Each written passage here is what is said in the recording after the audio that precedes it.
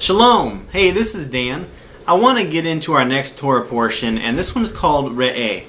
And it translates from the Hebrew into to see, to look at, to behold, to perceive, or consider. Now this one, I want us to look at the first verse that starts this portion. This comes from Deuteronomy 11:26 through 16:17.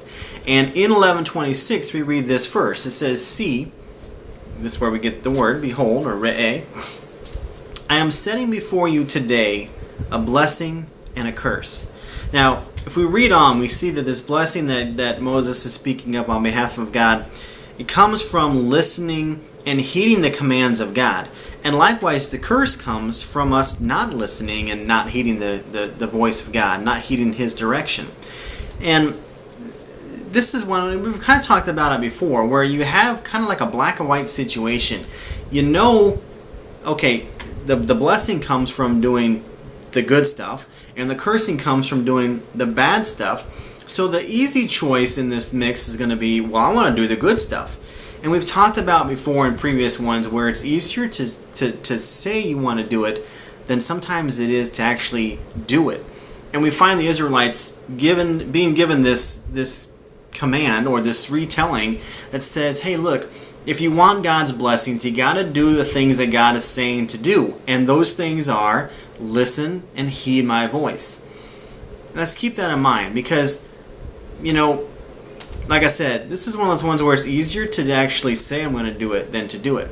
It's not always easy to do the right thing. Sometimes it's going to come with a price. Sometimes it's just going to hurt. But God blesses His people for doing what is right. Now, if we go on, I want us to look at this because there are two mounts that God is going to talk about here, or Moses is going to talk about through via God.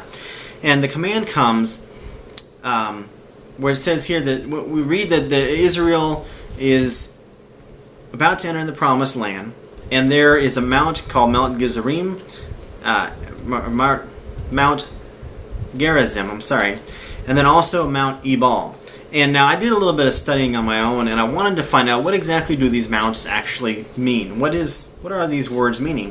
So Mount Gerizim, I'll get it right eventually. It actually translates into cuttings off, and I didn't have a typo there. That actually is the real translation, cuttings, as in multiple cuttings. And so let's take a look at that really quick, because the term alludes to a pruning. And when you go out and you prune a tree, it's not just a one-time occurrence. You come back seasonally, normally in the fall. I remember my dad used to go over to Grandma's house and he would prune her trees, and it was always around the fall, maybe early winter. We lived in California growing up, so our seasons weren't as drastic as some other parts of the nation here.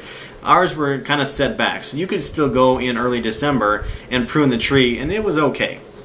So I remember Dad being out there, and it wasn't just a one-time thing. He'd come multiple times while I was alive. We would go out there different winters or falls, and we'd cut the branches off the tree, and I was the guy who always had to pick up the branches. I wanted to be the guy who was cutting, but I was always the one picking up the branches and tying them into bundles. So I don't know, maybe I got the better end of the deal. I didn't fall off a tree or anything, but it would have been nice to cut the tree. Anyway, that's beside the point.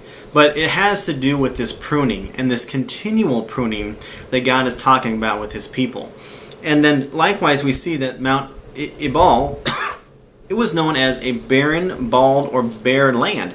And it says that no tree flourished on this mount, therefore no fruit came either. And what happens when you prune a tree? When you prune a tree, you're setting it up for a regrowth and a blooming, whether it's fruit or blossoms or whatever it might be. There's this rebirth that happens to the tree when you prune it. But Mount Ebal is different because it's already barren to begin with. There's nothing that is produced there. And that's kind of what God is explaining through Moses in this whole situation, where He's saying, blessing or cursing, it's up to you. You can live on the mount that has the trees and the produce and the grass and all, or you can go live on this bare, bald spot. And it's all dependent upon what choices you make. And this is what I love about, we've talked about this before. God's telling them life or death, blessing or cursing. It's in your hands. You get to decide. Oh, by the way, I really want you to choose life. And that's how it is with us. God's really wanting us to choose life because that's where He can bless us. And that's where this abundance comes from. But let's look at another portion here. I want to jump down to Deuteronomy 12:28. It says, "Obey and pay attention to everything I am ordering you to do, so that things will go well with you and with your descendants after you forever, as you do what Adonai sees as good and right." So again, we kind of see the same thing being said here, where God is saying, look, pay attention to what I'm telling you to do. I'm going to bless not only you, but those who come after you if you just do what I'm asking you to do. Now, I'm going to tell you a little story here. Story that maybe not too many people know, but when I went to school in Oklahoma, and like I said, I lived in California growing up, so I would go, in my college years, I'd drive back and forth from California to Oklahoma. Now, I don't know if you're a traveler, if you've ever been outside of Amarillo, but when you're getting on the excuse me, on the east side of the outskirts of Amarillo, there is a XXX club. Now, I had the option many times, because I would normally travel alone, I had the option to where I could have stopped at that truck stop, but I never did. And I'm telling you the truth, and you can ask God and He'll tell you the same thing. I never gave in to that. I had the temptation, but I never gave into it. Now, it could be that I didn't give in because of the fact that I was afraid someone was going to find out, even though I didn't know who, because, no one was in the car with me. And I don't know that many people back then, so, it's not like I was going to hook up and meet some buds there, and or even accidentally meet some buds there. But for some reason, I just never went. And it had a lot to do with the word integrity.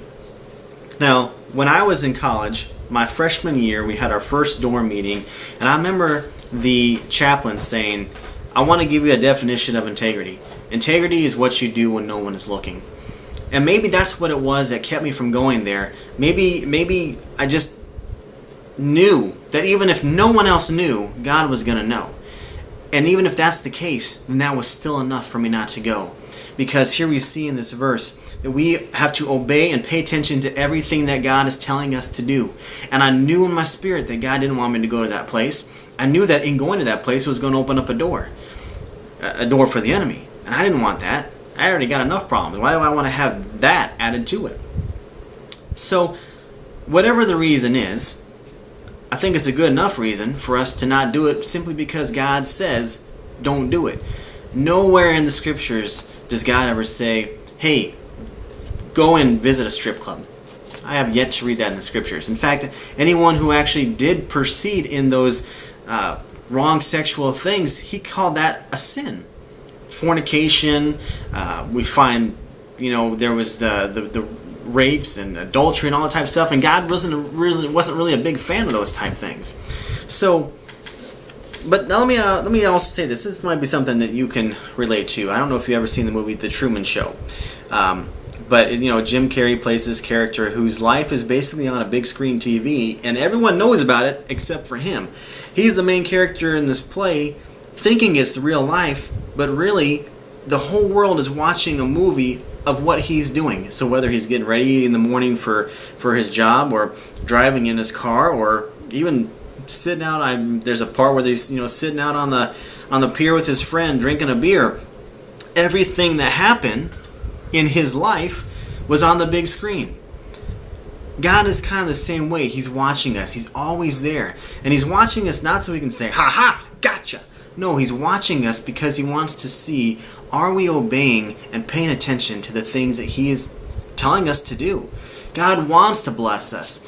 It's like a boss who is looking specifically for a reason to give that guy a promotion. He's watching. He's watching. Do we cut the corners? Do we cheat someone out of money?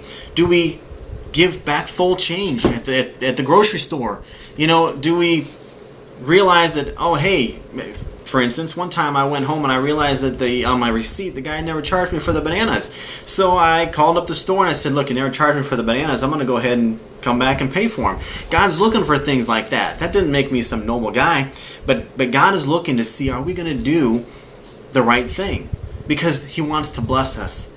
And He's looking at you and He's saying, hey, are you paying attention and obeying everything that I tell you. Because if so, things will go well with you and your descendants. And I want that for me, and I want that for you. Now, I want to close, but I want us to look at one more section. Just a small one. It's Deuteronomy 13:18. And the verse goes like this. It says, because you obey the Lord your God, keeping all his commands that I am giving you today, and doing what is right in his eyes.